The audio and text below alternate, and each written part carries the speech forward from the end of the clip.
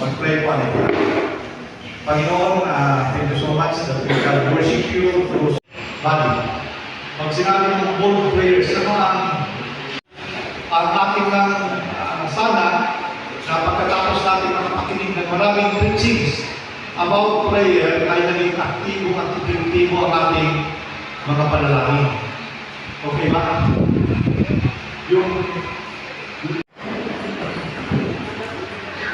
Ano ang kaibahan dito?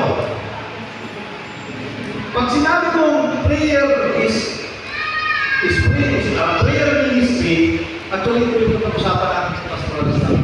Kaya kung inyong mapansin, ano ko na, kung inyong mapansin, meron tayong kaunting pagbabago sa ating Sunday worship. Kung inyong mapansin, meron tayong ginagawa na prayer during worship time para lahat makasali dito. Kasi ang prayer should be a part of our life. Sabi niyo, parang gininhawa. Sabi niyo, natural na. In fact, meron akong nabasa, yung Yahweh.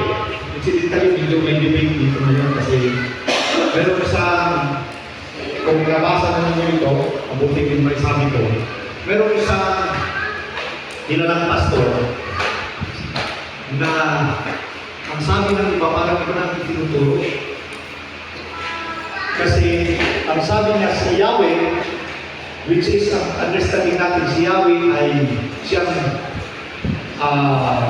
ginamit kasalitaan na Diyos sa Old Testament. Sabi niya, si Yahweh is kadiliman. Hindi siya kagaya ng Jesus. Nabasa ko yun, Pastor. Napanood ko yun. Sabi ko sa kanya.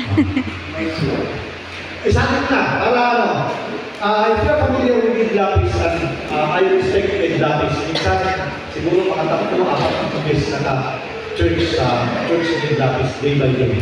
Kaya meron pong controversy ngayon sa kanya dahil ang sabi niya, si Yahweh,